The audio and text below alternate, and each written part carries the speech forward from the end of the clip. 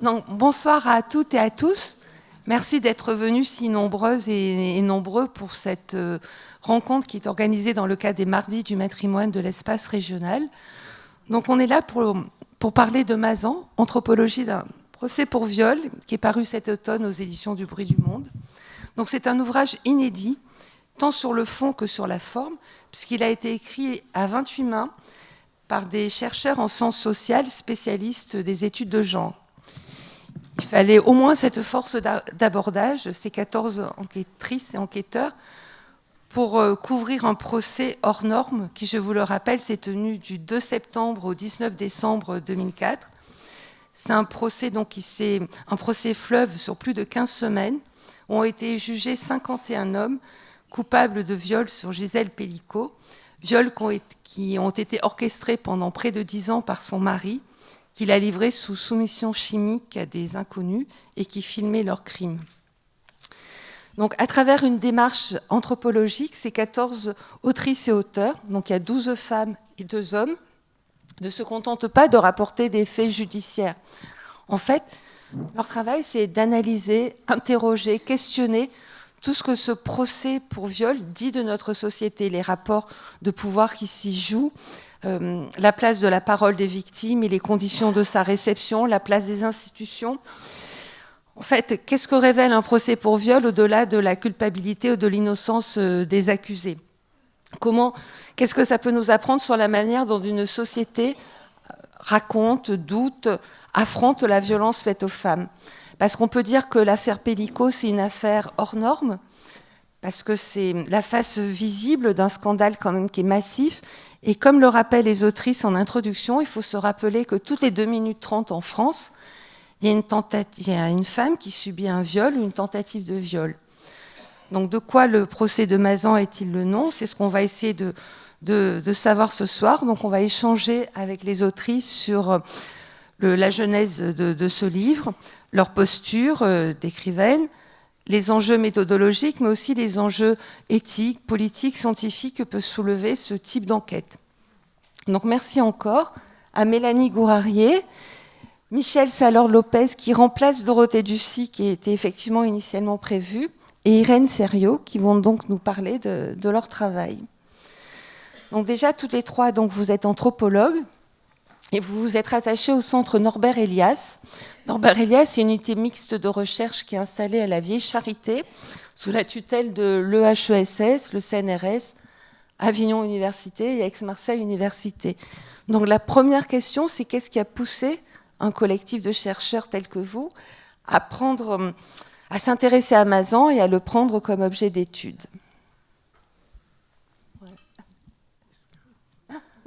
C'est allumé, oui. Bonjour. Bon, c'est un plaisir de se retrouver dans cette salle aussi vaste et remplie aujourd'hui. Plus fort. Est-ce que vous m'entendez comme ça ? Ok.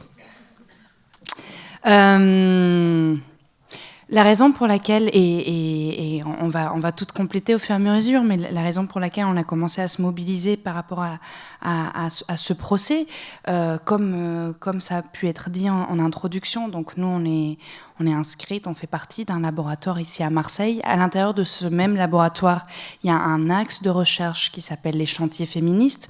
On travaille déjà des questions autour des féminismes et des questions de genre. Et puis, il se trouve que Marseille est aussi une ville qui se trouve à 1h et demie d'Avignon.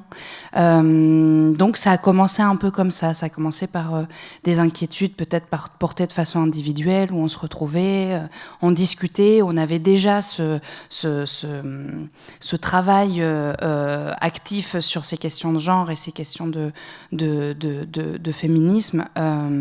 Et au fur et à mesure, on a voulu aller, au lieu de faire une initiative individuelle, on a voulu se coordonner, organiser, commencer à faire des premiers convois, des covoiturages, des voitures à droite à gauche, de façon au début assez informelle, pour pouvoir assister au tribunal, pour pouvoir comprendre ce qui se passait, pour pouvoir traîner à l'extérieur. Et au fur et à mesure, ça nous est paru comme une évidence de devoir organiser une recherche plus ample et donc demander un petit financement pour pouvoir louer une maison où on a habité pendant un mois avec des allers-retours. Chacune avait ses propres impératifs de vie et d'organisation personnelle. Mais en tout cas, voilà, ça a un petit peu commencé comme ça. Des chercheuses qui partagent des terrains de recherche et qui commencent à s'organiser.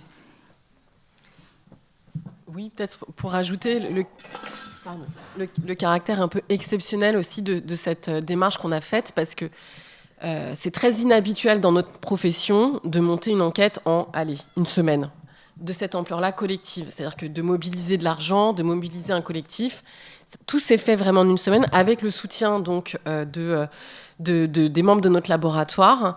Et là, cette réponse-là très exceptionnelle, elle correspond aussi à l'exceptionnalité un peu de la situation qu'on voulait couvrir, c'est-à-dire qu'on était effectivement assez proche géographiquement des lieux.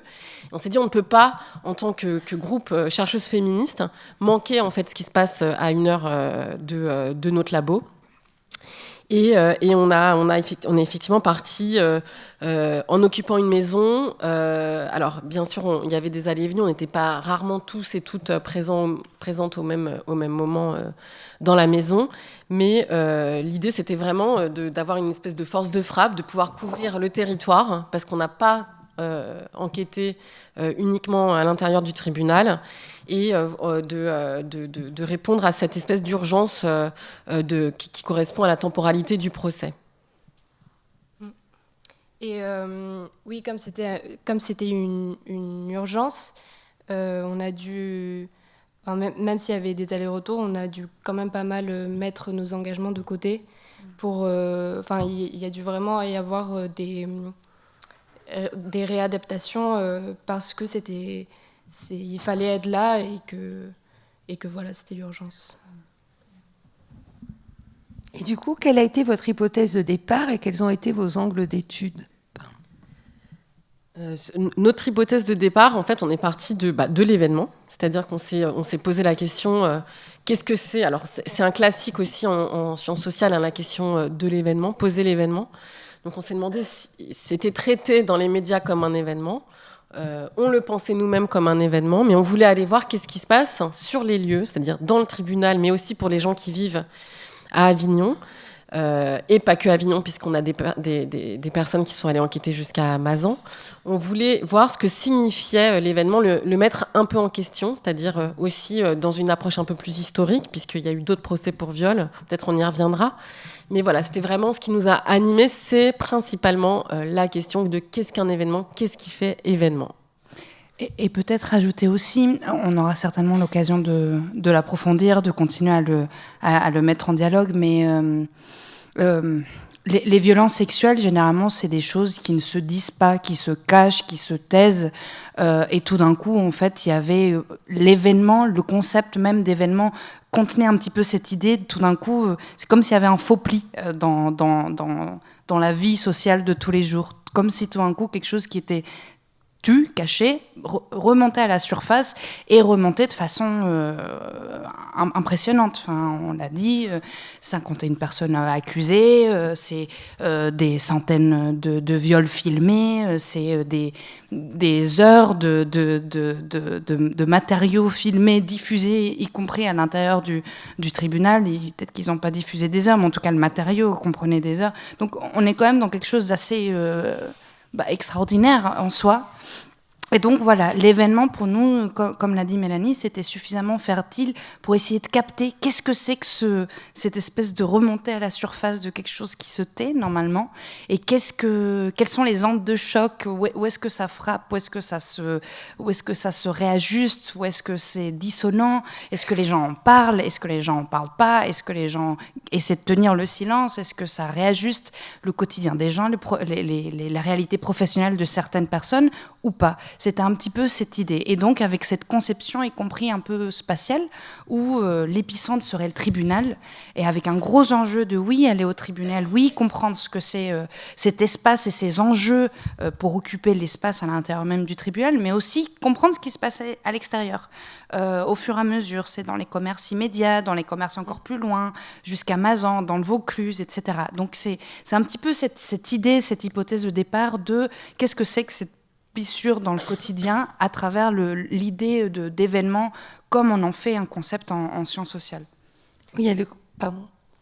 C'était pour compléter un peu les axes de recherche. Donc, comme Michel l'a dit, on considérait le tribunal comme l'épicentre et comme l'épicentre et tous les espaces à Avignon et à Mazan comme des caisses de résonance du procès. Donc on a identifié petit à petit des espaces d'enquête qu'on considérait comme pertinents. Donc par exemple, Avignon, c'est la cité des papes. Donc là, par exemple, on a choisi d'enquêter dans des espaces religieux, la synagogue, la mosquée, les églises, le temple protestant. Mais Avignon, c'est aussi une ville de théâtre. Donc là, on est allé voir les espaces de culture, le bureau du Festival d'Avignon, les librairies, les musées. Ensuite, les espaces institutionnels comme la mairie, les espaces médicaux, les hôpitaux, les pharmacies, les espaces de sociabilité, donc tout ce qu'on considérait comme annexe du tribunal, les espaces de sociabilité qui sont autour, donc les hôtels, les bars, les restaurants, où se réunissent principalement les accusés, les avocats. Les réseaux féministes, les espaces de jeunesse, en allant enquêter dans les lycées, par exemple, ou dans les collèges. Les espaces du corps et de l'intime, en allant, par exemple, dans des boutiques de lingerie ou dans une boutique sex shop. Et enfin, comme l'a dit Michel, le village de Mazan. Voilà, je voulais parler de ces caisses de résonance et de vos 9 pôles d'enquête. Puis revenir aussi sur cette notion d'événement. Vous dites que c'est un concept qui est mobilisé en sciences sociales. Donc c'est ce qui fait apparaître une brèche donc, dans l'organisation sociale, mais c'est aussi quelque chose qui s'inscrit dans la pensée féministe et notamment qui rentre en résonance avec l'œuvre d'Annie Ernaux et doublement avec Mazan, parce qu'il y a à la fois l'événement où elle raconte son avortement clandestin dans les années 60, et en faisant ça, elle dévoile la dimension sociale de l'intime.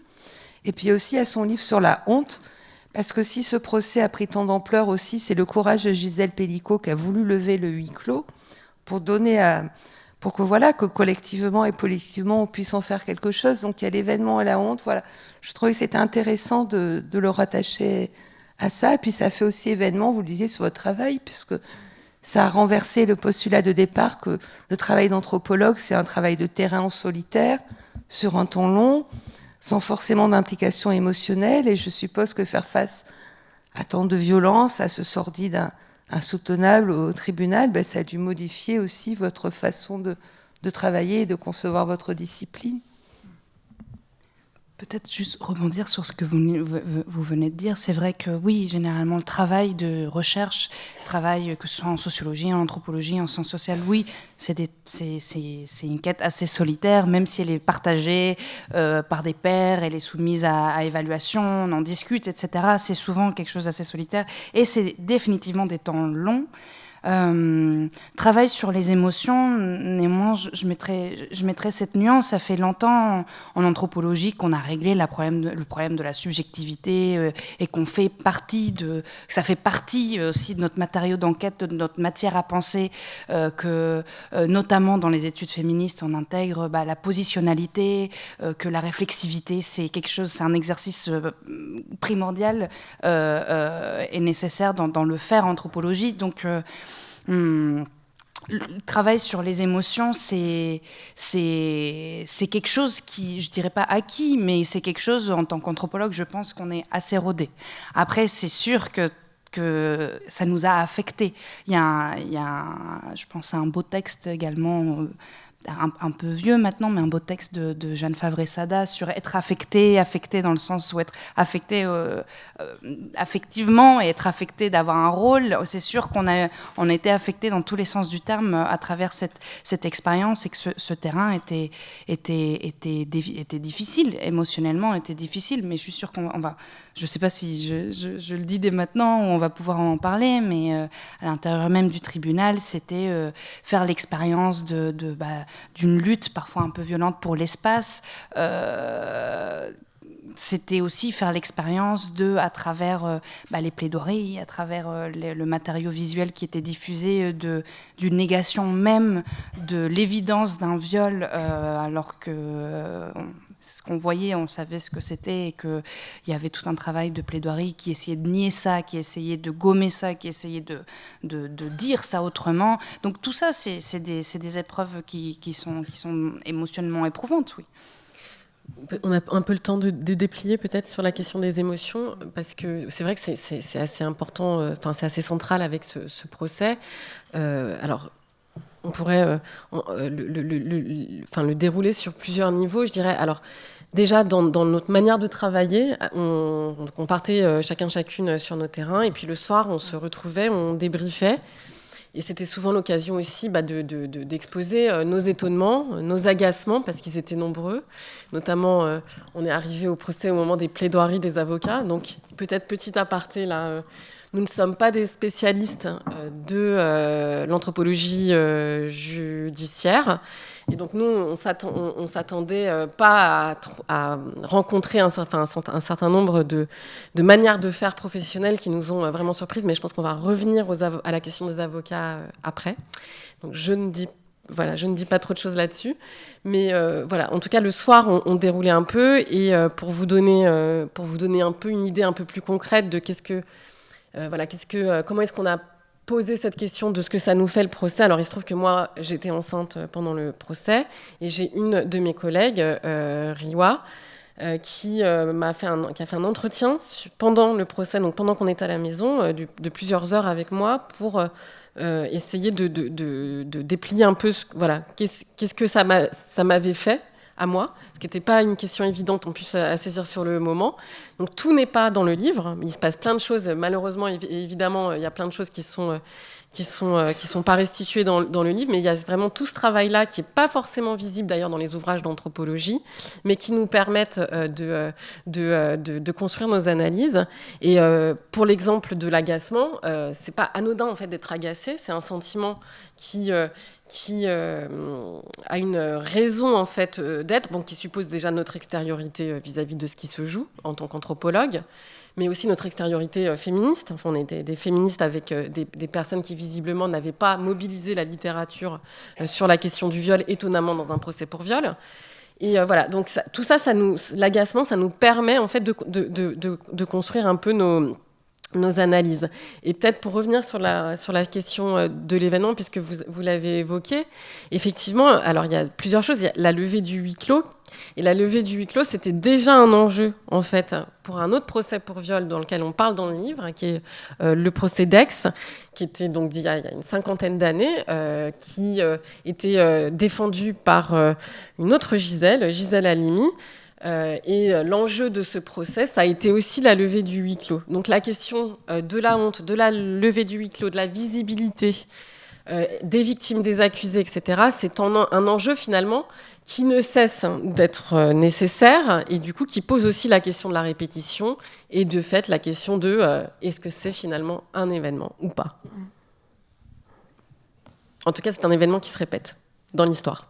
Peut-être que justement, vous pouvez revenir sur le procès de 1978, pour ceux qui ne se rappellent pas. Il y a tout un chapitre, qu'est-ce qui a changé ou n'a pas changé depuis ce procès-là. Et on voit qu'il y a beaucoup d'arguments qui sont les mêmes, qui sont utilisés, qui sont les mêmes, notamment les arguments biologiques pour naturaliser la domination masculine, ou le recours à des métaphores animalières pour distinguer l'homme normal de ces monstres qui violeraient. Enfin voilà, il y a beaucoup de choses à dire là-dessus. Ce à quoi je pense premièrement sur la différence entre le procès d'Aix et le procès de Mazan, c'est c'est que au procès d'Aix, avec la levée du huis clos, il y avait surtout des hommes, oui, c'est ça, qui venaient soutenir les violeurs, alors que, comme on l'a vu dans le procès de Mazan, c'était surtout des femmes qui venaient, c'était complètement des femmes qui venaient soutenir Gisèle.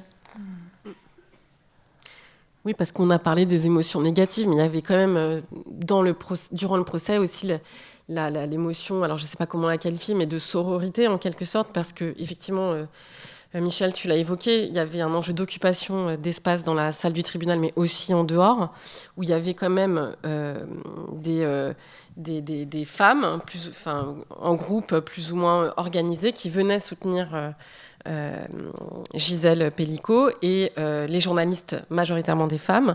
Et donc il y avait comme une espèce de soutien en fait silencieux mais extrêmement palpable en fait dans la salle, qui montrait aussi quand même une forme de sororité qui faisait vraiment barrière avec la partie où il y avait les avocats et les accusés, qui était là pour le coup très masculine, évidemment. Mais donc il y a aussi ce sentiment-là qui est restitué aussi dans le livre, puisque c'est aussi, on le voit, par exemple, les slogans qui ont été prononcés durant le procès sont repris aujourd'hui dans les manifestations féministes. Donc il y a aussi une forme de continuité dans la question de la lutte qu'on a pu voir au moment du procès. Je ne sais pas si c'est toujours difficile de doser, de rentrer dans les détails ou pas, mais peut-être pour vous embarquer avec nous, et très certainement, il y a des personnes dans la salle qui sont allées au tribunal, qui ont fait le déplacement et qui ont une expérience propre. On n'essaie pas de raconter à la place de qui que ce soit, mais au contraire d'essayer de rendre intelligible ce discours et d'ouvrir d'autres perspectives, mais en tout cas pour essayer de filer encore un peu la métaphore de ces émotions et de ce que ça apporte. Il faut s'imaginer un tribunal où tout d'un coup il y a une levée de huis clos et que par un manque structurel de moyens par la justice, il y a une grande partie des accusés qui passent par le même portant de sécurité que tout un chacun, y compris nous, y compris Gisèle Pelicot, et qui donc tout d'un coup, voilà, cet enjeu pour l'espace se retrouve palpable là. C'est-à-dire il y en a 32 qui paraissaient libres. Il y en a 32 tout à fait qui paraissent libres et qui rentrent par le même porton et qui vont à la même machine à café et qui vont au même endroit pour les pauses clopes et qui vont aux mêmes toilettes et qui, etc., etc. Donc, ce qu'on disait un petit peu au début, c'est-à-dire tout d'un coup cette trame du silence qui est interrompue par l'événement et qui tout d'un coup rend visible, grandicible, ou en tout cas nous le fait ressentir très grandement, ce qui normalement se dit pas, c'est là. Les émotions, cette espèce de sidération de vivre ça, d'avoir des journalistes qui nous racontent et qui couvrent ce procès de façon assez remarquable, assez admirable, des journalistes qui nous racontent de devoir s'organiser pour aller aux toilettes parce qu'elles ont peur de croiser certains accusés, de réaliser également que les agents de sécurité en réalité protègent bien plus les accusés eux-mêmes que les autres personnes qui sont considérées comme plutôt perturbatrices, que ce soit les journalistes ou même les personnes, qu'elles soient des personnes féministes ou pas, mais des personnes qui venaient assister au procès en tout cas. Et bien, cet état de sidération, donc cette émotion a été moteur dans toute même l'organisation de notre matériau, dans l'organisation même des chapitres, ce sur quoi on voulait travailler, pourquoi est-ce qu'on voulait travailler sur ça. À un moment donné, on a fait un peu carte sur table, on a dit, voilà, chacun apporte 2-3 chapitres. Je crois que c'était 2 chapitres qu'on voudrait écrire, 2 chapitres qu'on voudrait pas écrire, mais qu'on considère qu'il faudrait écrire. Et tout ça, c'était motivé par cette émotion-là. Donc, ça a été un moteur important dans la structuration même du livre et dans le langage qui est tenu. C'est un langage qui se veut scientifique, qui se veut sérieux, mais qui se veut accessible. Et je pense que Et je pense que les personnes qui ont pu lire un peu, feuilleter nos livres peuvent s'en rendre compte assez facilement. Il y a un vrai travail d'écriture. Donc vraiment, ces questions d'émotion, c'est extrêmement riche, et on peut filer la métaphore un peu partout. Oui, puis la chose fondatrice donc, de ce procès, ça a été la levée du huis clos, mais quand tu disais que les agents protégeaient peut-être plus les accusés que les autres, même ce huis clos, il a été remis en question par le président à un moment donné qui ne voulait pas de se lever pour la présomption d'innocence des accusés, parce que ça pouvait porter atteinte à leur dignité, quoi. C'est quand même fou, cette inversion des valeurs, comme le fait de présenter les premières vidéos, il fallait surtout pas utiliser le mot de viol, puisque c'était pas encore jugé, et qu'on ose parler devant ces vidéos de plans à trois ou de caresses, c'est quand même un déni de réalité qui est difficile à avaler, quoi, je pense, quoi, qui touche au plus profond, quoi. Bah ça, c'est les logiques du coup judiciaires, enfin juridiques, qui vont parfois qui vont contrarier en tout cas des logiques qui sont plus des logiques scientifiques ou scientifiques de sciences sociales ou féministes et qui relèvent de stratégies de défense. Donc est-ce qu'on en vient aux avocats? Je développe un peu la question des avocats. Donc là, on l'évoque un peu sans le dire frontalement, mais en gros, donc on arrive nous au moment des plaidoiries, merci beaucoup, des plaidoiries des avocats. Et on s'attendait naïvement, peut-être encore avec un peu de fascination pour le métier d'avocat, on s'attendait à un niveau technique et langagier spécifique. Et on se retrouve avec des personnes qui, en fait, utilisent des termes qui insultent en fait leurs propres clients sous prétexte de défense. Alors on en a toute une,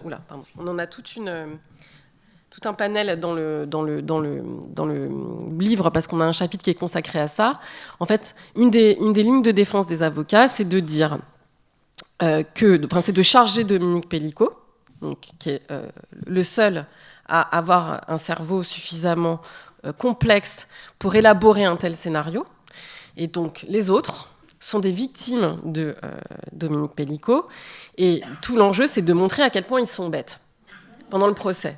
Donc, on a des trucs comme... Voilà, le plus violent, c'est quand il compare les endives... Voilà, une endive en promo à Lidl. Il a l'appui d'une endive en promo à Lidl. Alors, on peut ne pas connaître le monde du droit, mais quand même, quand on arrive dans un procès et qu'on entend un avocat en tenue dire au sujet de son client qu'il n'a pas le cerveau d'une endive de chez Lidl...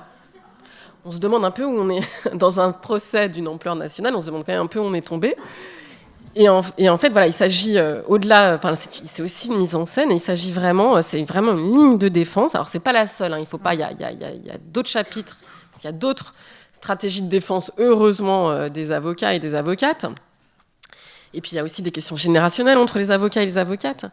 Mais voilà, cette ligne-là, elle est surprenante. Et en fait, effectivement, elle nous a permis de montrer, puisque quand même, on est anthropologue, qu'il y a des enjeux de classe, de race qui apparaissent pendant ce procès, qui vraiment reviennent en plus jouer la question de ce qui est représenté ou non comme un viol. Par exemple, on a je sais plus si ça reste le titre, mais c'est l'odeur du gratin dauphinois. Donc par exemple, pour expliquer que c'était impossible pour les auteurs de concevoir qu'ils allaient commettre un viol, on leur disait mais ils arrivent dans un pavillon un joli pavillon avec un joli mobilier de jardin et qui sent bon le gratin dauphinois. Donc comment pouvaient-ils s'imaginer que c'était dans cette scène-là qu'ils allaient commettre un viol, alors que donc là, ça trahit la conception aussi des avocats, en tout cas sur le moment, qui la défendent, qu'en gros, voilà, les viols, et c'est assez classique, je ne sais pas si ça va vous étonner, mais voilà, les viols, c'est sur un parking, encore une fois, voilà. En tout cas, ça ne peut pas être commis dans l'imaginaire du groupe d'auteurs par un homme de classe moyenne de 50 ans, quoi. Et peut-être ajouter aussi... Blanc. Et aussi, je pense, c'est important de s'interroger sur ça, la raison pour laquelle ça nous fait rire de dire oh waouh, l'avocat a osé dire devant son client qu'il avait le QI d'une endive en promo chez Lidl. Je veux dire, il y a aussi une dimension classiste qui est évidente, et ce rire, je pense même qu'il vient de là. Et je souligne ça parce que à la fois cette espèce de ligne de plaidoirie, et évidemment que ce n'est pas les seules lignes de plaidoirie qui ont existé pendant le procès, mais c'est vrai que, encore une fois, nous on fait... Au début, on faisait feu de tout bois, et cette sidération venait aussi beaucoup de ça, de se prendre ça dans les oreilles, d'écouter ça et de se dire waouh, en fait, c'était effectivement sidérant. Mais en tout cas, là où je voulais en venir, c'est que oui, ça trahit l'imaginaire que nous avons encore, que beaucoup de personnes ont encore, qui véhiculent encore de ce que c'est les violences sexuelles. Ça arrive qu'avec un inconnu sur un parking, etc. Alors qu'on sait la réalité, les violences sexuelles se vivent dans l'intimité, et généralement dans l'intimité familiale, par des gens, par des hommes que nous connaissons et avec qui nous avons des liens. C'est un fait avéré. Et en plus, ça trahit aussi une deuxième chose, c'est donc cette conception classiste de la sexualité et de ce que c'est une sexualité acceptable. Encore une fois, et en reprenant ce qu'on a pu dire, qu'au tout début du procès, il y avait cet enjeu quand on diffusait les preuves. Les preuves, c'était quoi? Les vidéos filmées par Dominique Pellicot. Et il y avait donc l'enjeu de ne pas parler de viol, parce que normalement, c'est le procès qui devait déterminer si viol il y avait ou pas. Et donc, il fallait parler de sexe, de scénarios sexuels maladroits, de caresses, etc., etc. Donc, ici, il y a toute une économie morale de définition de ce que c'est une sexualité acceptable ou pas. Et cette sexualité acceptable est acceptable quand elle est tenue par des hommes blancs, bourgeois, qui ont une maison, qui sont bons gratins dauphinois, et n'est pas acceptable et doit être tournée en dérision et doit être questionnée quand c'est des hommes qui sont généralement considérés comme bêtes ou bas dans l'échelle sociale ou racisés, etc., etc.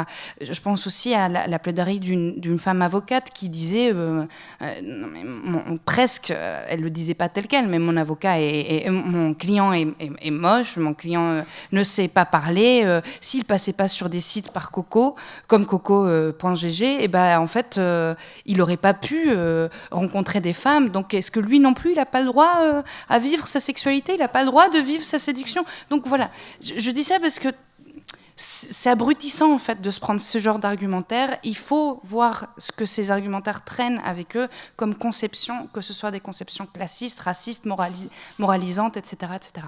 Mais ce que tu viens de dire, c'est un point très important, parce que c'est aussi la question qui revient. Donc là aussi, c'est des éléments qu'on est toujours surpris d'entendre, mais quand on travaille sur ces questions-là depuis un moment, on se désespère un peu que ça revienne, mais voilà, là, c'est la question de la misère sexuelle. Donc, finalement, de la légitimité des auteurs à faire ce qu'ils ont fait, parce que, finalement, parce qu'ils sont moches et bêtes et pauvres, ils ont pas accès à une sexualité satisfaisante, plutôt, et que c'est ce qui vient expliquer qu'ils en viennent à une forme de marginalité sexuelle, en fait. Donc, et cet argument-là de la misère sexuelle, il vient, pour rebondir peut-être sur un élément qu'on n'a pas encore développé, il vient entériner une idée une forme d'essentialisation de la sexualité masculine, qui serait par nature non contenable, et par nature, et je dirais presque nécessairement, parce que c'est ce qui ferait aussi toute la vitalité. Donc c'est des questions de vitalité masculine qui sont bienvenues plutôt.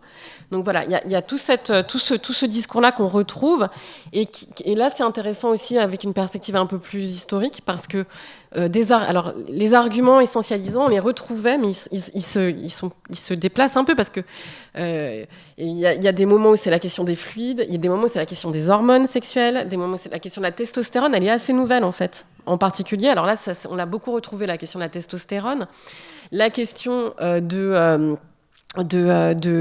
mâle dominant, du mâle alpha, c'est aussi quelque chose qui est finalement assez récent.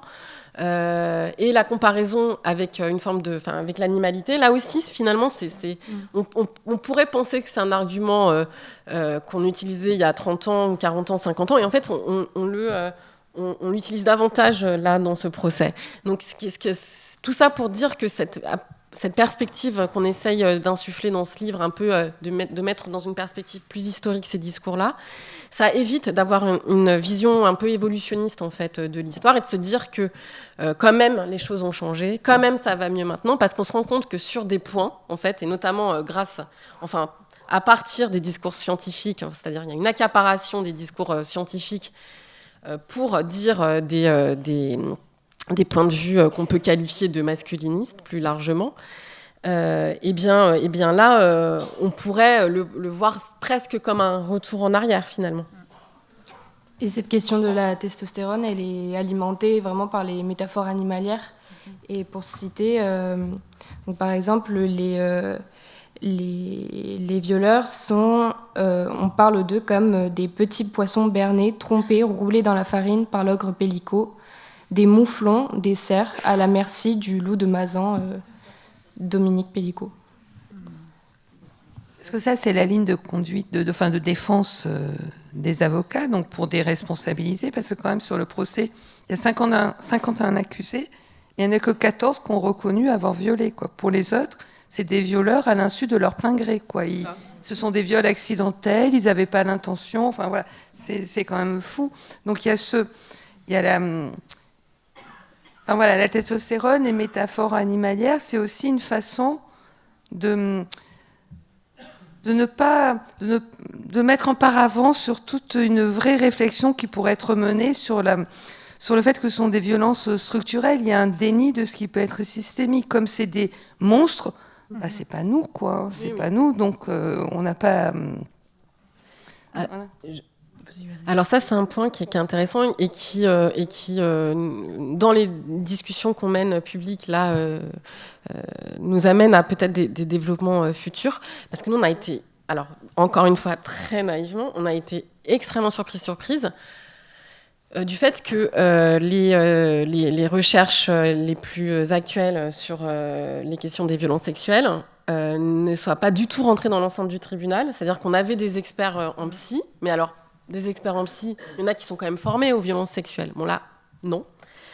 Et du coup, la dimension que vous développez, la dimension structurelle de ces violences, n'a pas été à un seul moment discutée, alors même que là, on a quand même une arène avec... j'arrive jamais à me souvenir des chiffres, donc je vais dire une bêtise, mais combien d'hommes ils étaient ? Une cinquantaine d'accusés, c'est-à-dire que là, on a visuellement ce que c'est que la structure des violences, avec des hommes qui viennent de plein de milieux sociaux différents et qui ont des âges différents. Et de 22 à 67 ans. Voilà. Et des professions, ça va du pompier, militaire, au chauffeur routier. Voilà, bon, ça recouvre vraiment pas mal de couches sociales, quoi. Et là, on a un procès où finalement, la dimension collective de la violence, elle ne vient pas, quoi. Mmh. Et peut-être pour ajouter ça, on a commencé quand même à dire que oui, on avait voulu aller au tribunal parce que on considérait, pour reprendre aussi cette métaphore et cette conception de l'événement, c'était là l'épicentre et donc s'éloigner.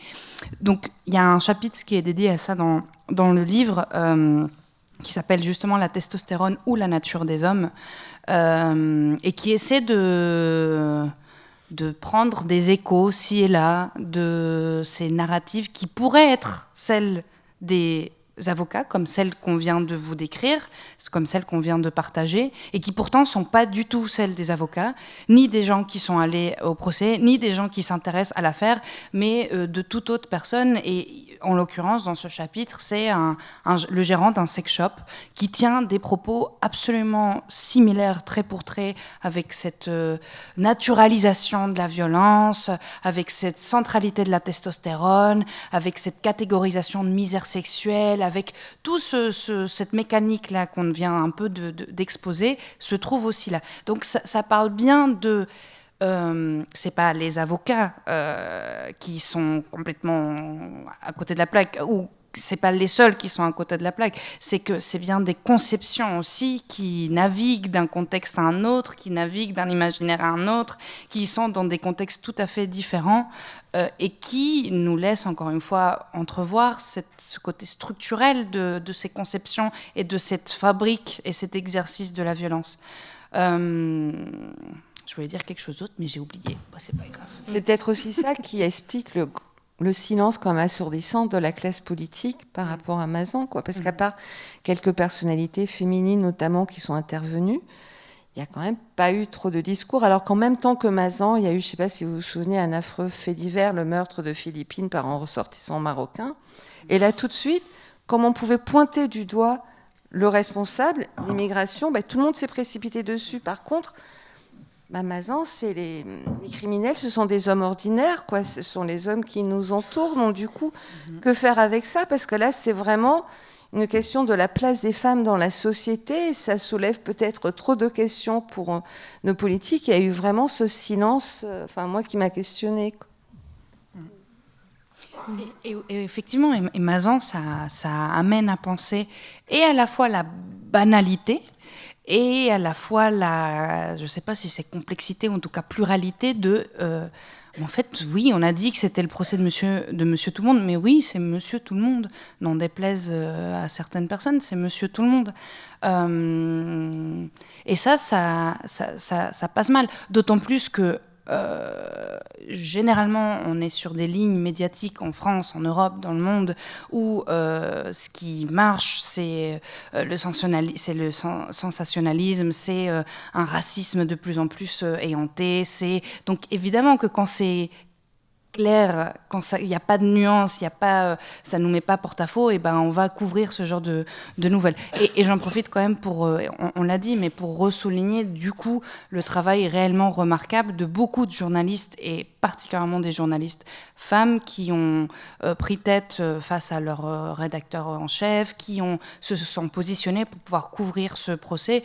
Et si ce procès a un retentissement médiatique tel, peut-être pas dans la classe politique, mais dans les médias, en France et ailleurs, c'est pas anodin. C'est qu'il y a une vraie volonté de ça. Oui, non, mais ce qui est sûr, c'est qu'il y a un décalage très fort entre effectivement le silence politique et le bruit médiatique. Alors je parle de bruit, mais dans un sens positif, et on voit quand même qu'il y a on ne peut que se réjouir en fait qu'il y ait une forme de continuité et de mémoire des luttes féministes, parce que très tôt effectivement dans ce procès, on a des femmes journalistes qui, comme tu le dis, qui se battent avec leur rédaction et qui viennent couvrir tout le procès. Donc c'est pas rien. Donc ces femmes-là, à un moment donné, elles savent qu'il se passe quelque chose d'important. Et ça me fait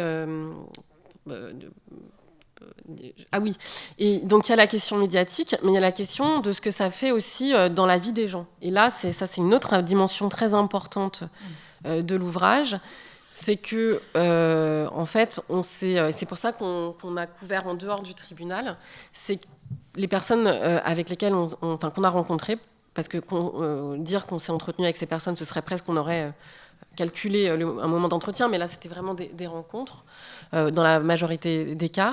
En fait, évoquer ce que ça faisait sur elle, en fait, ce procès. Et peut-être qu'on n'en a pas parlé beaucoup dans le monde politique, mais par contre, je suis sûre qu'à Noël, dans les familles, on en a parlé. C'est-à-dire que ça vient éclairer et puis aussi visibiliser quelque chose dont on ne parlait pas encore, qui est, alors moi je dis toujours, c'est pas camisole chimique, c'est soumission chimique, qui est quelque chose qu'on n'avait pas encore beaucoup discuté. Et donc cette dimension vraiment particulièrement ordinaire en fait de la violence, ancrée dans la répétition, parce qu'il y a aussi ça, ancrée dans la répétition d'une vie en fait, puisque ça recouvre une période de plusieurs années. Et ça, quelque part, les personnes qui nous ont parlé, ça les a bousculées, ça les a fait réfléchir sur la question du consentement, c'est-à-dire est-ce que quand on dort et qu'on est touché par son partenaire, on est consentante ? pas trop. Et donc toutes ces questions-là,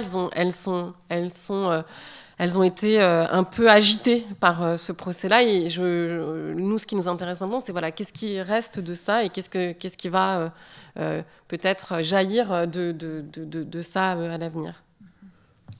Et on en a un peu parlé, mais pour rebondir sur le silence des politiques face à l'affaire, on en parle un peu dans le chapitre sur l'inceste. Ça me fait penser un peu au livre de Rose Lamy, En bon père de famille. En fait, dans la majorité des cas, les auteurs de viol sont connus, enfin sont des pères et des gens proches de nous. Et c'est n'importe qui, quoi. D'ailleurs, je parlais du silence des hommes politiques, mais on peut revenir sur le silence lié à l'inceste, parce que si ce procès a permis d'éclairer la culture du viol, un inceste, on en parle peu, alors que tout le long de l'instruction, que ce soit du côté des accusés, il y a quand même donc 51 accusés. Sur les 51, il y en a 16 qui disent avoir subi des violences sexuelles ou des abus dans leur enfance, ce qui interroge, parce que ça fait près de 30%, alors que la moyenne nationale, c'est 10%. Jusqu'au banc des parties civiles, puisque Caroline Darian, dont la fille de Dominique et Gisèle Pellicot, attend toujours des réponses. Elle pense avoir été abusée, violée et soumise aussi chimiquement par son père. Et là, ça fait presque un an, je crois que c'est en mars, qu'elle a déposé plainte, et qu'il n'y a toujours aucune avancée, quoi. Donc, et il y a une des autrices du livre, donc Dorothée Ducy, qui a écrit un ouvrage au titre très signifiant. Ça s'appelle « Le berceau des dominations, anthropologie de l'inceste ». Donc voilà, je trouve ça étonnant qu'on en ait si peu parlé pendant le procès. Tout à fait, d'autant plus que vous citez Caroline Darian, mais il n'y a pas que Caroline Darian. Parmi les accusés, il y a pléthore d'histoires d'inceste. Dans la famille même de Dominique Pellicot, il y a pléthore d'histoires d'inceste. Donc effectivement, l'inceste, c'était un peu l'éléphant au milieu de la pièce qui était là, mais que les gens ne voyaient pas, ne voulaient pas voir, éviter, etc. etc. Et encore une fois, peut-être brièvement, je rattacherai ça à je pose ces deux idées. D'une part, l'inceste et le fait que ça n'ait pas été nommé, reconnu, révèle en lui-même le mécanisme même de l'inceste. C'est comme le dit très bien Dorothée Ducy dans Le berceau des dominations, c'est cette silenciation, cette mécanique du silence, de la silenciation. On est socialisé au silence, on est socialisé au fait de ne pas dire ça. C'est des choses qui sont indicibles. Et même dans le cas de, tout d'un coup, Gisèle Pellicot, qui est la mère, qui apprend que sa fille a été également victime de violences sexuelles de la part de son père, il y a une négation, il y a, etc. Et encore une fois, il y a ce silence qui prend un peu le dessus. Et ça révèle également cette dimension structurelle, cette dimension de à quel point ça fait système, en fait, à quel point c'est pas des choses qu'on peut comprendre de façon isolée, mais c'est des choses qui opèrent en faisant système. Oui, finalement, l'absence de la question de l'inceste durant ce procès, ça vient souligner le fait qu'on n'arrive pas à penser les violences sexuelles comme un fait social, quoi. C'est-à-dire que c'est toujours analysé comme des... dans leur exceptionnalité, en même temps que... pardon, je trouve pas mon mot, là j'en cherche un. Oui, voilà, comme des faits divers.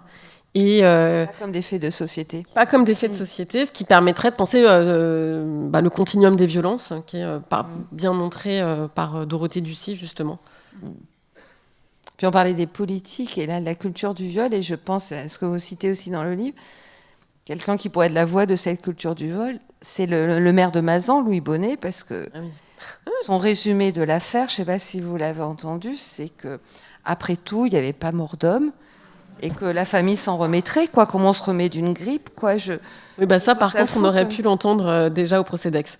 C'est vraiment un argument là qui bouge pas. Il n'y a pas mort d'homme. La non-gravité du viol, quoi. Ça, c'est au old school, là, par contre, ouais, vraiment. Ouais. Peut-être avez-vous des questions dans la salle avant de continuer? J'ai une question, mais tout ça, ça me paraît surréaliste, que ça ait duré 10 ans. Je comprends pas. C'est dire à quel point on est socialisé, entraîné à passer sous silence et normaliser ce genre de choses. C'est dire. Hein. Justement, je trouve que le travail que vous faites en tant qu'anthropologue, non seulement ça permet de complexifier les choses, puisqu'on est souvent face à du sensationnel, de la polarisation, vous, en entrant par le bas, enfin voilà. Et puis par rapport à ça, ça nous permet de déplacer le regard. On est toujours là en train de questionner la parole de la victime, et votre travail permet de voir les conditions dans lesquelles on la reçoit, cette parole, et c'est peut-être là-dessus qu'il faudrait plus s'interroger que sur la parole des accusés, quoi. Comment cette parole est entendue ou entravée, et comment on peut en douter plus que des violences subies. Oui. Et sur la durée, finalement, quand on s'intéresse un peu aux différentes affaires qui ressortent, et là on parle que de celles qui ressortent parce qu'il y a toutes celles qui ne sortent pas, la longue durée, les violences intimes qui s'inscrivent souvent dans une très très longue durée. Donc en fait, c'est pas si surprenant. C'est juste qu'on n'en parle pas. Mais malheureusement, les victimes sont victimes pendant longtemps. Ce qui est surprenant là, c'est que cette question soit sortie. Et alors, je ne sais pas si vous savez comment c'est sorti, mais ça tient à pas grand-chose. Hein. Alors, c'est Dominique Pellicot qui avait filmé sous la jupe d'une jeune femme dans un supermarché, et donc qui a été pris en flagrant délit par le vigile, et donc il y a une réquisition de son téléphone portable, et donc les policiers, personnellement, peu de fois dans ma vie, je le parle à ma voix, en tant qu'individu, peu de fois dans ma vie, je dirais ça, mais les policiers ont bien fait leur travail. Et donc, ils ont absolument scruté tout le contenu du téléphone. Et il se trouve que Dominique Pellicot, qui était peut-être un homme extrêmement organisé, mais un peu tête en l'air, puisqu'il avait laissé du contenu criminel et pornographique de sa propre femme dans son téléphone, et ben c'est là où ils ont compris. Et donc, ils ont ouvert une enquête, ils ont réquisitionné son ordinateur, etc., etc. Et donc, c'est comme ça qu'un jour, Gisèle Pellicot est citée au commissariat de Carpentras, et qu'on leur dit asseyez-vous, madame, nous avons quelque chose à vous dire, et qu'elle apprend l'immensité de ce qu'elle a subi pendant des années. Ce qui m'a choqué, c'est qu'il est tout laissé, c'est-à-dire qu'il ne se sentait pas en danger du tout. Il se sentait oui, oui, tout à fait. Tout à fait. Tout à fait. Mais de fait, la société l'a protégé. Oui. Mais de fait, la société l'a protégé, parce que ce qu'on met en question, c'est les pharmaciens qui voient Gisèle Pellicot qui manifeste des symptômes. En fait, elle a des symptômes. Il y avait des signes. Hein. Il y en avait plein. Personne n'a été alerté par la situation. Et c'est le cas pour la plupart des victimes de violences sexuelles. Et aussi, Gisèle Pellicot allait, parce qu'elle avait comme tu l'as dit, elle avait des symptômes, elle allait chez le gynécologue, mais en fait, elle était tout le temps accompagnée de son mari. Donc, forcément...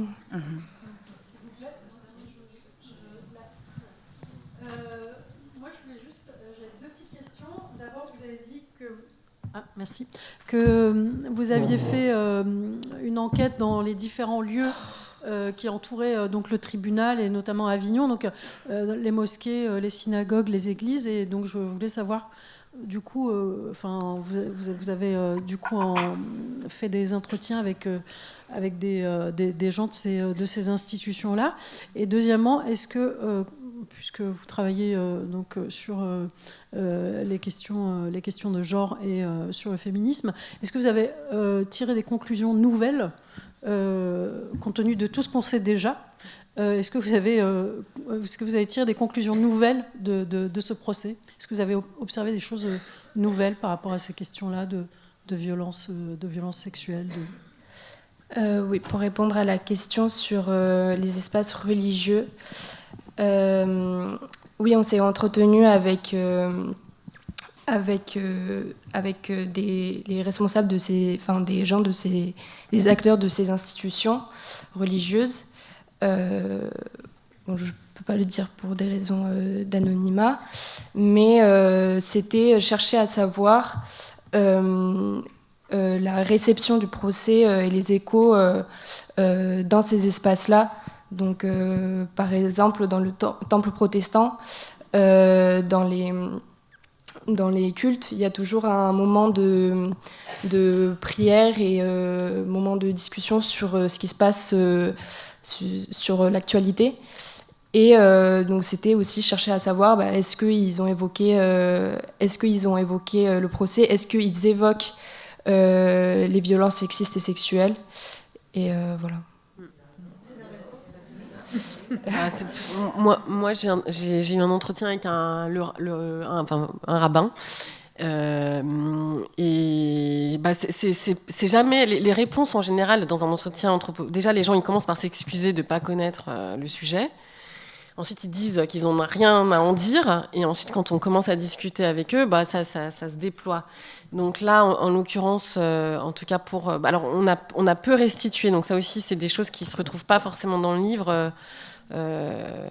Bon, peut-être il faudrait qu'on réfléchisse à ce qu'on peut faire de ces matériaux, mais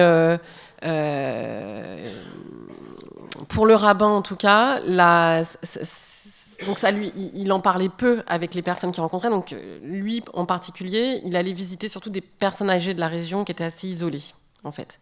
Et ces personnes-là, lors des visites, lui en parlaient et lui demandaient. Voilà. Et ce que ça peut lui avoir fait, c'est plutôt de façon un peu marginale, je dirais sur un plan plutôt liturgique, c'est comment est-ce que la question du viol est traitée dans le judaïsme, et mener une réflexion là-dessus. Mais finalement, il n'a pas eu de moment collectif de discussion. Donc, là, pour le coup, sur la question religieuse, on a des matériaux, on sait pas... Voilà, c'est assez difficile à traiter cette question-là, parce que ce qui nous intéressait, en tout cas avec ces acteurs-là, c'était leur proximité géographique, en fait. Et est-ce que ça pénétrait ces espaces-là ? Alors, oui et non, je dirais. Et oui, de façon quand même assez marginale. Tu voulais répondre sur le deuxième plan ?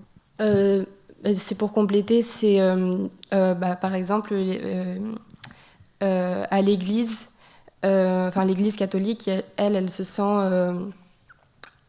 illégitime à parler de ces sujets-là, notamment avec Emmaüs et tout, quoi. Avec les affaires en mode de pédocriminalité dans l'Église, quoi. Oui, voilà. C'est ça. Oui, avec voilà les. Tout le monde a compris. Voilà. Et j'avais rencontré un des aumôniers du temple protestant, et lui m'avait avoué que non, il n'en parlait pas des violences sexistes et sexuelles. Il parlait des violences en général, mais pas de ces violences-là en particulier.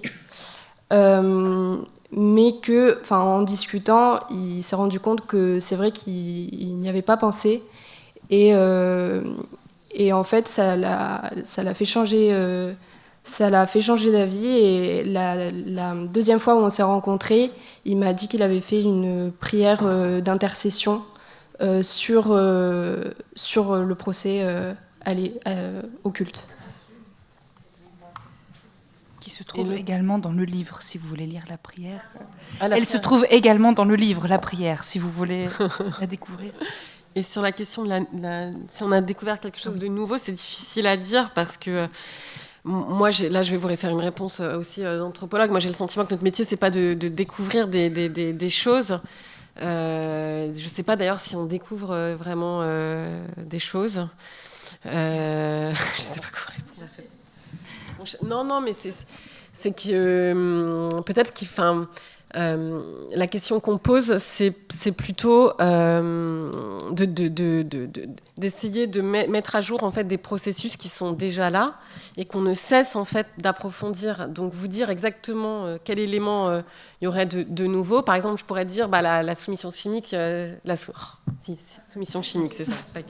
la soumission chimique, c'est quelque chose qu'on ne parlait pas, mais en fait, je dirais, j'aurais tort en disant ça, parce que je suis certaine que si on s'intéressait vraiment à cette question, il y aurait des occurrences plus précoces, etc. Donc, disons qu'on place moins la question de la nouveauté que de la compréhension à un moment donné de quelque chose qui se joue de façon très localisée, quoi. Voilà, je ne sais pas si c'est une réponse très satisfaisante, mais... Et peut... J'ai remarqué que vous avez parlé de tout sauf de la mosquée. Ah si, parce que c'est peut-être parce que on a les personnes qui sont allées à la mosquée, qui sont allées enquêter avec les...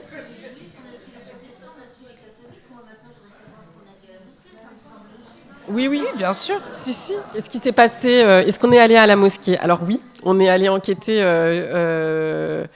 C'est-à-dire que les personnes qui sont allées enquêter sont pas là, donc c'est vrai qu'on a peur de dire des bêtises. Mais on a effectivement eu des entretiens avec un ou des imams, d'ailleurs, je me souviens plus. On a voulu vraiment couvrir toutes les religions. Je ne sais pas si on a fait le bouddhisme. Et en substance, les réponses sont relativement les mêmes, c'est-à-dire que les écritures sacrées parlent d'une façon ou d'une autre de la violence en tant que telle, mais que ça ne se nomme pas et que donc dans les cultes, on n'en parle pas. Alors moi, je ne dirais pas que ça ne nous concerne pas, je dirais qu'ils se positionnent dans une posture de défense, c'est-à-dire plutôt ils savent qu'on les attend au tournant sur ces questions, et qui se sentent contraints d'avoir à en dire des choses bonnes et des choses morales. Et quand on creuse un peu, les discours moraux, en fait, peuvent s'effriter un peu. Mais c'est plutôt... moi, j'ai le sentiment, ce que ça nous conduit, c'est plutôt la façon dont les autorités religieuses sont... censés se positionner nécessairement et avoir un discours sûr, et que dans ces endroits-là, ils ne sont pas forcément formés à ces questions-là. C'est-à-dire que l'imam d'Avignon, le rabbin d'Avignon, ils sont très mal à l'aise, en fait. On ne les a jamais exposés à ces questions-là. Ils essayent de s'en sortir avec les outils dont ils disposent comme ils peuvent. Mais ils ne sont pas dans le silence non plus, hein. Ils en parlent, ils en parlent. Je vous dis, le rabbin, par exemple, les personnes âgées qu'il rencontrait, c'était un sujet de discussion, mais ça les met à l'épreuve. Oui, c'est un sujet de discussion aussi pour l'imam. Là, je suis dans le passage du livre, mais justement, il insiste sur l'importance du respect des femmes, et il explique qu'au quotidien, il y a des femmes qui viennent le voir pour lui parler des violences qu'elles subissent dans la famille. Donc ça, il en parle, il emploie le mot viol, mais c'est vrai que en général, ils sont mal à l'aise. Et peut-être aussi pour répondre un petit peu rapidement, en tout cas répondre, je ne sais pas, mais essayer d'apporter une réflexion à la question aussi qui a été posée de est-ce qu'on découvre de nouvelles choses ou pas. Je suis assez alignée avec ce que dit Mélanie, mais peut-être en essayant de faire cet effort de dire... qu'est-ce qui a de neuf, qu'est-ce qui mérite aussi de garder en tête, y compris comme positionnement, comme quelque chose un peu positif de Baume-à-Cœur, qui met du baume au cœur. C'est, on l'a un peu dit, mais peut-être pas de façon suffisamment claire. La mobilisation sociale qu'il y a eu autour du procès Pellicot en France, je ne dis pas que ça n'existait pas ailleurs, je parle de ce procès spécifique, et en France, c'est quelque chose d'assez nouveau et d'assez important, c'est-à-dire la capacité d'organisation que nous pouvons avoir collectivement sur un sujet qui nous traverse, qui nous bouleverse et qui nous met en action, c'est quelque chose d'important. Et je le dis aussi en tant qu'anthropologue, puisque quand on veut aussi faire de l'anthropologie située, et en plus de l'anthropologie féministe, c'est toujours un savant équilibre entre faire terrain et faire théorie.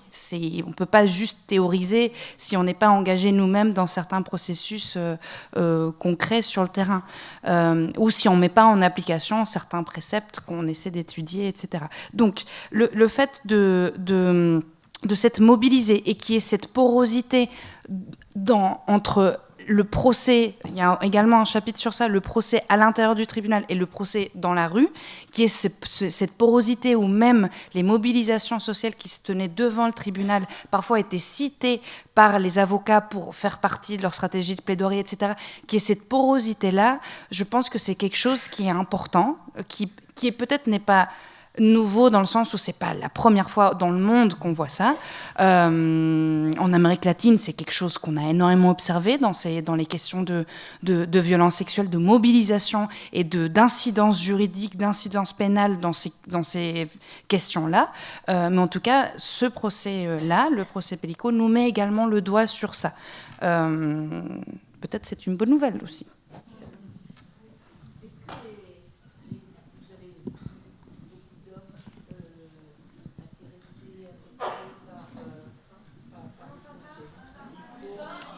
Est-ce qu'il y a eu beaucoup d'hommes intéressés, affectés par le procès, c'est ça ?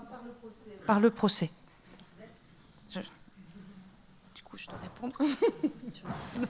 Qui venaient voir le procès Qui ont été affectés. Et qui ont été affectés, je ne sais pas. Alors, c'est une question, comment y répondre ? Alors, les hommes se positionnent beaucoup. Ils se disent affectés beaucoup par les affaires de viol, souvent pour se dissocier en fait du groupe des auteurs. Du coup, alors il y a eu par contre extrêmement peu d'hommes pendant le procès, des visiteurs, je dirais. Enfin, des visiteurs, c'est un mauvais mot, mais voilà, des personnes qui assistaient aux audiences. Il y a eu très peu de journalistes masculins, il y en a quelques-uns, mais très peu. Mais paradoxalement, par contre, la parole des hommes, elle est quand même assez facilement... on peut la recueillir assez facilement sur cette question. Et donc, ils se disent évidemment... Alors, il ne s'agit pas de remettre en question ce qu'ils ressentent profondément, mais en tout cas, ils se disent stupéfaits et ils se désolidarisent systématiquement du groupe des auteurs des violences sexuelles. Bon. Une fois qu'on a dit ça, il faut peut-être regarder un peu les chiffres, en fait. Et je sais pas, je me souviens plus, pardon, c'est encore un chiffre, donc je vais être mauvaise, mais le nombre de victimes de violences sexuelles, et voilà, il y a autant d'auteurs que de victimes. Donc à un moment donné, ils sont bien quelque part, quoi. Pardon, moi j'aurais voulu vous poser une question. Savoir en tant que scientifique, est-ce que vous avez eu l'occasion de parler aux femmes de ces charmants jeunes gens qui allaient rencontrer Madame Pellico ? Parce que je pense que leur attitude, enfin moi j'ai suivi le procès comme des tas de gens, et elles étaient très empathiques vis-à-vis de leur pauvre mari qui avait succombé à la tentation, et elles les entouraient de toute leur tendresse. C'était très émouvant, mais enfin moi j'avoue que ça m'a laissé perpendiculaire sur mes bases. Hein.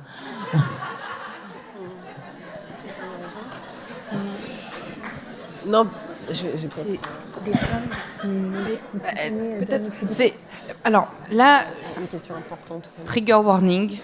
Ouais. Nous rentrons dans un sujet hors livre. Donc, ce qui va être dit, ce sont nos positions à titre individuel, et c'est pas forcément ce qu'on a travaillé dans l'enquête, ni ce qui est aligné sur quelques lignes dans le livre. Ceci étant dit, je pense que il faut quand même contextualiser les gens sans approuver. Évidemment, moi je comprends que ça vous laisse perpendiculaire, parallèle, circonscrit, tout ce qu'on veut. Géométrique, je comprends que ça vous laisse géométrique. Mais encore une fois, on est dans des contextes où ces femmes sont les seules à vivre leur quotidien et leur réalité affective, familiale, etc. Et que les gens sont pleins de mécanismes de défense et de protection. Et c'est quelque chose qui incombe également la sociologie et l'anthropologie que de prendre ça en compte. Et que, encore une fois, on est aussi dans des contextes où... je me permets de le dire, en tant que femme, on nous a appris, on nous a éduqués, on nous a socialisés à avaler des couleuvres et à faire passer la pilule et à normaliser, à banaliser. Et on a ce muscle extraordinairement développé. Et que donc...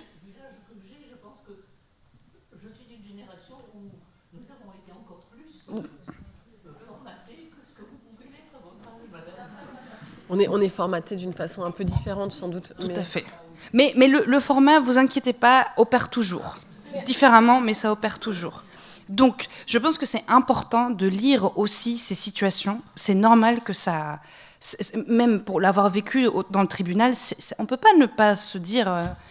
Mais d'ailleurs, Gisèle Pellicot l'a dit aussi, moi aussi. Elle a défendu son mari en disant c'est un chic type. Quand il a été interpellé et que le policier lui demandait quelle était sa sexualité, enfin comment ça se passait, elle lui dit c'était un chic type. Donc voilà, comment on peut croire que l'homme avec qui on vit depuis 50 ans puisse nous infliger ça. Pour ces femmes, il y a aussi la question... Mais peut-être au-delà de ça, si on tient notre ligne de la dimension absolument structurelle et collective des violences sexuelles, la façon dont les femmes proches des auteurs ou proches des victimes, quand on parle des cas d'inceste, par exemple, se positionnent, elle n'est pas extérieure à cette structure. Donc, il y a la condamnation morale, on se dit c'est terrible, pourquoi elles réagissent ainsi, on peut ne pas les comprendre, mais on ne peut pas les penser comme extérieures à ce système de domination. C'est-à-dire qu'elles y participent et sans doute elles en sont les victimes aussi. Donc c'est peut-être un élément de lecture qui permet un peu de décaler le regard d'une condamnation à qu'est-ce qui se joue pour ces femmes et plus largement pour la société quand on ne peut pas se désolidariser des auteurs. Ce serait la réponse qu'on apporterait. Oui, moi j'ai une question. Bonsoir. Je voulais revenir sur ce que vous disiez par rapport aux avocats qui tenaient des plaidoiries complètement impensables parfois. Comment ils sont choisis ? Je veux dire, est-ce que c'est commis d'office ou est-ce que c'est des personnes qui ont été engagées et où dans ce cas-là, ça peut aussi. Est-ce que c'est, je veux dire, ils incarnent leur plaidoirie véritablement, où ils essayent de raccrocher avec ce qu'ils peuvent et finalement en fait il n'y a rien à raccrocher, donc d'où la lunarité, si je peux employer le terme, de leur plaidoirie. Mais enfin, comment ça se passe ? Et même aussi du côté de Gisèle Pellicot, j'imagine qu'elle choisit son avocat, mais je m'y connais pas du tout. Et est-ce que c'est deux avocats hommes. Il y a un truc un peu contre-intuitif peut-être dans ce procès-là. C'est que ceux qui ont tenu les propos les plus outranciers ne sont pas forcément les novices, c'est plutôt des avocats très installés, des notables en fait, avignonnais, qui jouent plutôt jouent leur réputation, se mettent en scène. Et les jeunes avocats, avocates ont beaucoup plus travaillé leur dossier, leur plaidoirie. Et les plaidoiries les plus brillantes, qu'on a vues nous, parce qu'on n'a pas non plus pu voir toutes les plaidoiries, on a trouvé que c'était vraiment plutôt les très jeunes avocats, avocates qui avaient un enjeu de carrière aussi, c'était quand même un procès avec une dimension nationale, quoi. Et donc... Concrètement, non, ce n'étaient pas des avocats qui étaient commis d'office. Au contraire, il y avait une vraie décision et un vrai impact dans les carrières des uns et des autres de décider de défendre tel ou tel accusé et même parfois des stratégies de dire très prosaïquement moi, je ne veux défendre que les personnes qui sont allées qu'une fois, je ne veux pas défendre les personnes qui sont allées plusieurs fois, etc. parce que ça implique des lignes de défense qui sont différentes. Donc, voilà. Et j'imagine... Moi, personnellement, c'est pas moi qui ai couvert cette partie de l'enquête avec les avocats, même si on a toutes partagé nos matériaux, etc. Mais c'était un vrai travail de préparation avec leurs clients pour préparer les plaidoiries. Dans le cas de Béatrice Zavaro, qui est celle qui a défendu Dominique Pellicot, c'était un événement, et puis c'est des heures à passer avec lui, à parler, à préparer, etc. etc. Donc les avocats, eux, c'était un événement pour eux aussi, pour les avocats et les avocates. C'était un événement et c'était une charge de travail supplémentaire, c'était y compris, pas forcément les avocates, mais il me semble que c'était une magistrate du tribunal d'Avignon qui nous disait... j'avais des projets d'avoir un enfant, j'ai dû mettre de côté ce projet parce qu'il y a ce procès qui tombait, et donc c'est incompatible au regard de la charge de travail que ça implique. Donc c'est un événement vraiment dans tous les sens, y compris dans ce champ professionnel-là. Et est-ce que ça avait provoqué des réactions dans la salle, je veux dire, de la part du public, etc. Parce qu'on sait que souvent c'est contenu. Est-ce que là, du coup, il y a eu des... Alors, il y a deux choses, parce que pour rebondir à ce que vous disiez, ce que moi j'ai trouvé intéressant, c'est que donc, il y avait une espèce de menu le matin on arrivait, il y avait tel avocat qui plaidoyait, et vraiment il y avait une rumeur dans les espaces du tribunal. On disait il faut pas le rater celui-là, c'est vraiment la star, etc. Et tout le monde se ruait dessus. Et puis quand il sortait, il y avait tous les journalistes qui venaient. Enfin, c'était quand même impressionnant. Et du coup, c'était quoi l'autre question ? Une des raisons pour lesquelles on avait le sentiment que les policiers en présence étaient du côté des auteurs et pas du côté des journalistes et de nous, quoi. C'est qu'il fallait absolument pas qu'on ait de réaction, sinon on est sorti de la salle, quoi. Et pour approfondir aussi, il y a eu un tel engouement et une telle ampleur et un tel afflux de personnes suite à la levée du huis clos et au maintien de la levée du huis clos, qui a du coup une salle absolument improvisée. Oh là là, moi aussi je suis fatiguée, je ne sais plus parler. Improvisée, qui a dû être préparée pour que ce soit une salle de retransmission du procès qui se jouait dans la salle d'audience principale. Mais du coup, c'était une petite salle d'audience qu'on a dû enlever à un avocat en lui disant « Désolé, c'est comme ça ». Et du coup, ils ont installé des grands écrans, oui, le retransmettaient, ce qui était en train de se passer à côté, parce que du coup, c'était surtout privilégié les journalistes qui avaient des accréditations, etc., etc. Et en plus, avec 51 accusés, ça fait beaucoup de monde, donc ils ont déjà pris la moitié de la salle, donc bref.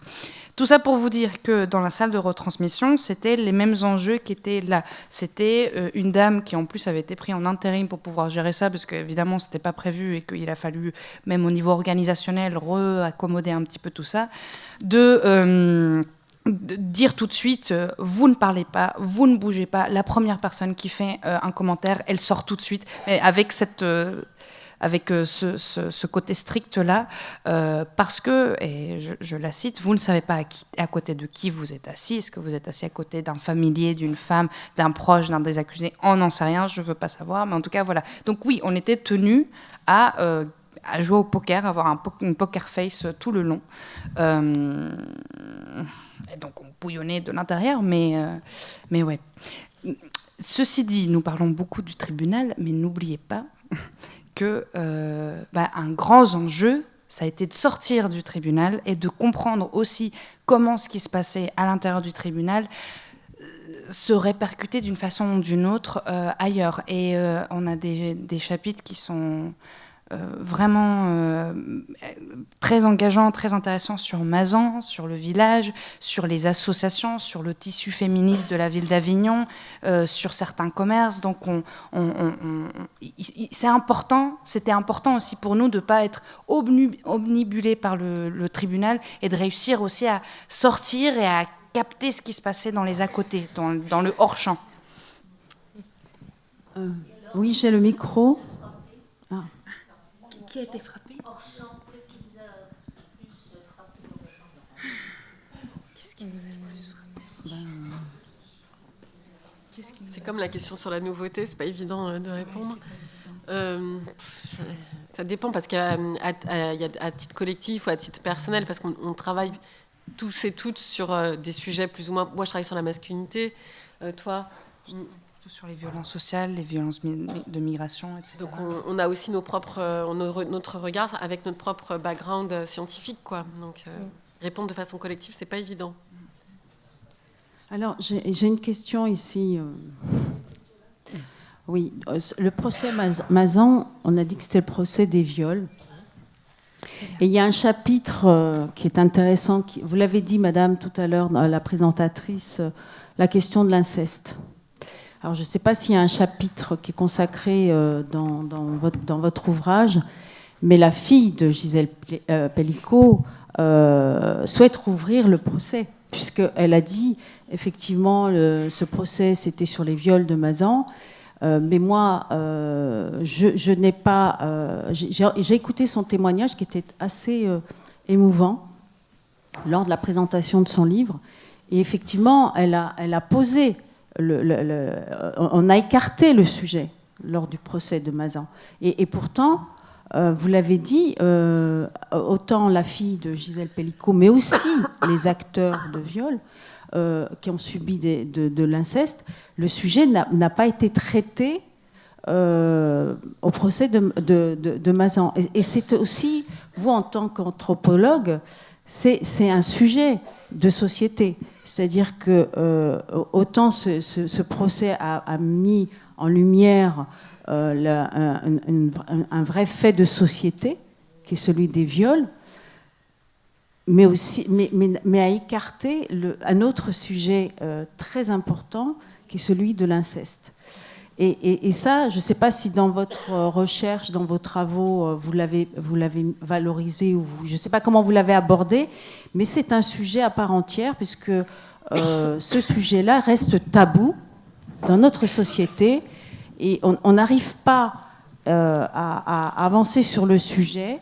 Et vous, en tant qu'anthropologue, ma question, c'est comment vous avez abordé le sujet dans vos travaux de recherche ? En dehors du tribunal, on a retrouvé le sujet de l'inceste, notamment quand on allait voir des personnes et qu'on leur parlait du procès. On a eu certaines révélations d'inceste en disant « Ah, moi aussi, voilà ». Pour s'aligner tout à fait avec ce que vous dites, et sans vouloir ni répéter ce que vous avez dit, qui est très juste et qui est un questionnement nécessaire, ni redire ce qu'on a déjà dit également de, effectivement, le viol est là, l'inceste est là et n'a jamais été nommé. Et nous, notre façon de le traiter, c'est d'en faire un chapitre. On dédie un chapitre entier à cette question de l'inceste et de comment c'est traité, non dit, mais apparent constamment tout au long de l'enquête. Donc on a essayé quand même de recentrer un peu tout ça et de positionner le sujet de l'inceste dans un livre dédié au procès des viols dits de Mazan. Donc pour nous, c'était une façon, en tant qu'anthropologue, d'y répondre. Pour vous, juste, qu'est-ce qui fait le fait que le procès de Mazan il a pris cette ampleur-là par rapport à d'autres procès, notamment le procès de Leuskwarnek qui était aussi avec quasiment 300 victimes, des enfants et tout. Pourquoi est-ce qu'il y a eu une mobilisation aussi forte sur Mazan et beaucoup moins sur ce procès-là ou d'autres qui sont d'ampleur tout aussi importante ? Voilà, oui, il y a la levée du huis clos, il y a la victime qui est devenue, alors là on en parle un peu dans le livre, qui est devenue une icône du féminisme. Et puis il y a la dimension collective aussi. Enfin, tout d'un coup, Vas-y. On n'a jamais vu un procès où tout d'un coup il y a plus de 50 personnes qui sont inculpées du même fait, dans le même endroit, dans le même lieu. Je pense que... Et aussi que ces 50 et quelques personnes sont toutes reconnues coupables à la fin du procès. C'est quand même assez... Ça, c'est un fait, ouais. Regarde, vous étiez là. Le sujet des preuves n'a jamais été contesté, puisque les preuves, on les appelle. Tout à fait. Et oui, et que c'est aussi, à la différence du procès du Skwarnek, après peut-être, je ne voudrais pas rentrer dans ce terrain-là parce que je ne me sens pas suffisamment armée, mais est-ce que... Je voudrais pas rentrer dans ce terrain-là. Mais en tout cas, ce procès Pellicot, on est aussi dans un procès où on a une amplitude de preuves matérielles concrètes, comme vient de dire Madame, qui sont là et qu'on n'avait jamais vu toutes ces conditions-là réunies. J'étais complètement... Non, je réfléchis en même temps. Peut-être aussi, voilà, effectivement, dans cette affaire-là, on a 50 accusés, une victime. La typologie de la victime qui est assez rare, en fait, une femme d'un certain âge. Et puis, dans les autres cas, c'est souvent un accusé et plein de victimes, donc ce qui est plus habituel comme type de procès. Mais il y a sans doute d'autres explications. Une grande sororité aussi, pour toutes les femmes qui... Oui, ça c'est dans la question un peu de l'icône. Gisèle, parce que c'est vrai que ce qui nous a aussi surpris, c'est la dimension... Enfin voilà, le soutien qu'elle avait dans la salle, qu'on sentait. Hein. Franchement, c'était tous les jours, il y avait un bouquet de fleurs qui lui était offert en sortant du tribunal. C'était voilà, un grand, grand moment de sororité. Hein.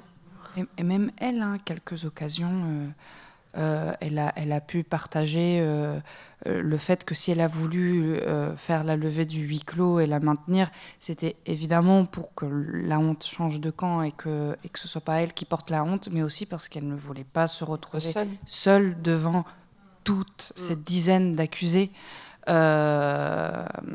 Et que de fait, quand elle allait en salle d'audience tous les jours, il y avait tous les journalistes, notamment journalistes femmes, il y avait des personnes qui venaient assister, des personnes qui l'applaudissaient à la sortie, etc. Donc il y a aussi cette dimension-là à prendre en compte.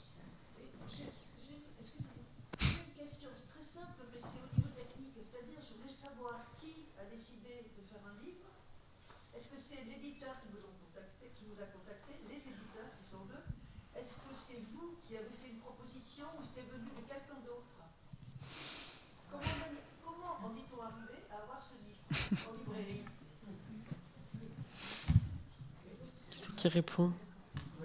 Alors, peut-être l'idée, quand on a pu un petit peu retracer ce qui nous a mis en mouvement pour y aller, pour s'organiser, pour aller faire une enquête, préciser quand même qu'au début, nous n'avions pas l'intention d'écrire un livre. On ne s'est pas dit on y va pour écrire un livre. À aucun moment, c'était ça la visée, l'objectif. Après, au fur et à mesure du temps qui passait, du regroupement de tout le matériau, on s'est retrouvé avec quand même plus de 1000 pages d'entretien, d'échanges qu'on avait retranscrits, etc.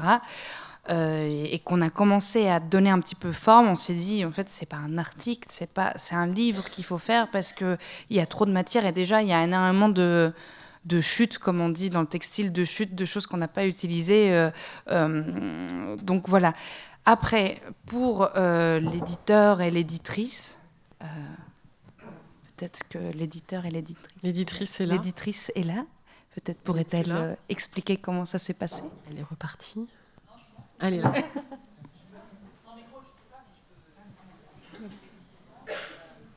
C'est vrai, je te passe la balle comme ça, mais...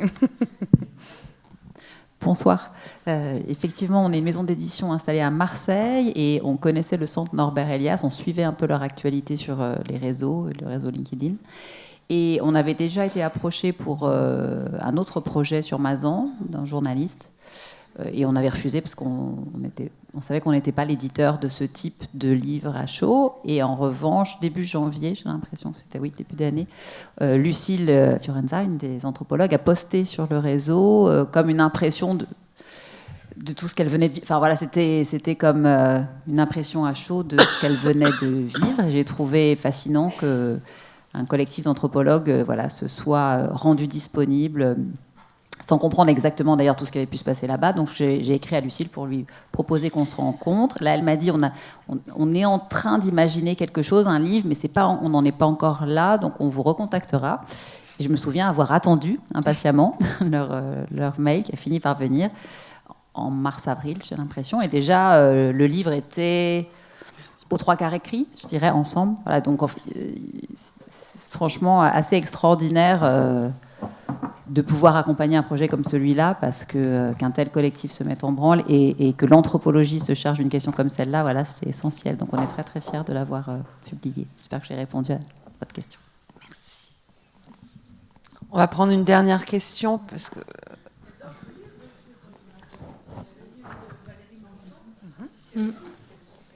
Tout à fait. Valérie Manteau, qu'on a rencontrée sur le procès. Qui a été une super ressource. Et effectivement, il y a le livre de Valérie aussi, Manteau, qui est sur la question, qui a couvert tout le procès pour le coup. S'il vous plaît, j'ai une question. Du coup, en tant que chercheuse, en tant que féministe, etc., j'imagine qu'on ne sort pas indemne d'un procès comme ça. Vous, à titre individuel, est-ce qu'il y a eu un impact dans votre façon de percevoir votre domaine d'études et votre métier après le procès Mazan ? Je réponds. Oui. Moi, j'ai été super emballée par la dimension. Alors, donc moi, j'étais enceinte pendant le procès, donc j'étais dans une temporalité très lente. pour le coup. Et j'ai résisté, j'ai essayé de tenir une forme de lenteur. Et j'ai été hyper enthousiaste par, au contraire, qu'est-ce que peut produire l'urgence, à laquelle j'étais pas du tout habituée. Et je trouve que le résultat est vraiment super, quoi. C'est-à-dire que je m'attendais pas à ce que, quand on écrit comme ça, de façon... voilà, la dimension collective et la dimension urgente, ça a permis de produire un objet qui est... c'est pas très modeste de dire ça, mais qui est aussi un objet littéraire, en fait. Et ça, je trouve ça super. Et pour continuer à répondre, c'est vrai que même dans l'organisation même du terrain, des réunions tous les soirs, du débrief, du tour de table, de qu'est-ce que tu retiens de cette journée, qu'est-ce qui était le plus important, qu'est-ce que tu aimerais continuer à approfondir le lendemain, à continuer à se distribuer des tâches, moi demain je vais aller ici, toi tu vas aller là, etc. etc. Cette cuisine qui s'est faite en marche, c'est quelque chose de très porteur pour notre discipline, pour notre façon de faire collectivement, et que les collectifs, ça a une énorme potentialité, une énorme puissance, et à la fois beaucoup de difficultés. Mais en tout cas, cette organisation-là et cette mise à plat, le fait de relire les journaux de terrain de tout le monde, le fait de partager les entretiens de tout le monde, d'encoder les entretiens de tout le monde, c'est quand même une façon de faire anthropologie qui, en ce sens, oui, elle est différente, et qu'à titre personnel, je conserve pour mes expériences à venir. Merci. Moi aussi, à titre personnel, j'étais une des 2 seules étudiantes qui a fait partie de l'enquête. Et donc pour moi, même si ça a été très, très éprouvant, pour moi c'était une occasion, c'est extraordinaire d'être avec des anthropologues, de voir comment fonctionne une enquête, parce que quand on fait des études en anthropologie, en général, on est lancé un peu sur le terrain, et on a des retours parfois de nos directeurs, directrices et de nos professeurs. Mais voilà, que ce soit collectif, c'était vraiment... et de mettre tout en commun, c'était vraiment une expérience très, très riche.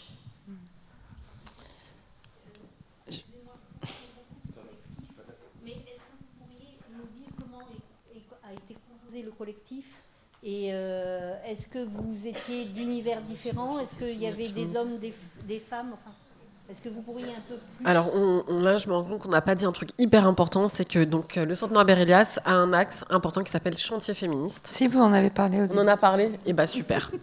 Et en fait, c'est les personnes qui sont dans cet axe-là qui ont été mobilisées prioritairement, et on était composé d'une écrasante majorité de femmes, mais avec quand même 2 hommes. Voilà. Et donc composé à la fois d'étudiants, de doctorants, doctorantes, post-doctorantes, et chercheuses du coup, puisque c'était que des femmes les chercheuses. Voilà. Je suis désolée, mais on va arriver au terme de cette rencontre, même si, bien évidemment, on n'arrivera jamais au terme de toutes les questions que ce type d'enquête peut soulever. Je voulais juste vous dire qu'en quittant cette rencontre, comme en refermant ce livre, en fait, il reste une responsabilité qui nous concerne toutes et tous. C'est celle de ne pas laisser ces analyses se refermer sur elles-mêmes, puisque lire, comprendre, c'est bien, mais il faut aussi s'interroger sur nos propres pratiques, sur nos doutes, nos silences. Voilà, et c'est ça qui fait sens. Et juste avant de nous quitter, justement, je voulais qu'on lise le dernier chapitre qui s'ouvre sur plein de questions sur est-ce que ce procès a changé la donne ? Et ce sont des questions qui appellent nos réponses. Donc je vais vous laisser lire juste. Les échos du procès décrits dans les pages qui précèdent montrent que ce type de cloisonnement structure nos institutions, nos mentalités ou encore nos représentations de la sexualité masculine et des violences sexuelles. Il rend possible la juxtaposition des réalités contradictoires. Mon amoureux n'est pas un violeur et il m'a parfois réveillée en me pénétrant par surprise au cœur de la nuit. Ce cloisonnement habituel permet sans doute d'éviter la dévastation liée au dévoilement, mais il participe aussi à la reconduction des violences. Isoler l'expérience des violences sexuelles subies pour les victimes ou imposées pour les auteurs des autres dimensions, l'assigner à résidence dans un compartiment étanche, la taire, ne pas vouloir la voir, assure la reproduction d'une société étayée par ces violences. Dans ce contexte, le procès de Mazan fera-t-il rupture ? Participera-t-il à changer la donne ? Contribuera-t-il à décloisonner nos expériences, à nous dessiller définitivement ? Nous mettra-t-il en capacité d'agir collectivement pour lutter structurellement contre les violences sexuelles ? Comment faire pour ce qu'il y a de douleurs charriées dans ce procès, de résignation et de révolte dans les esprits et dans les cœurs, fissure nos subjectivités et fissure ensuite le système ? Ce que ce livre suggère, c'est que seul, l'événement ne peut rien.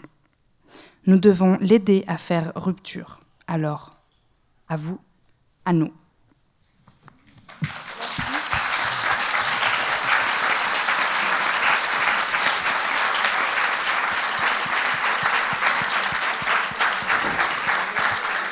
Donc, merci encore à vous trois pour votre travail exigeant. Merci à vous pour avoir partagé cet espace de réflexion. Je signale quand même qu'il y a la librairie L'Odeur du Temps qui propose le livre à la vente. Si vous n'avez pas encore eu la chance de le lire, vous pouvez le découvrir. Merci beaucoup. Merci.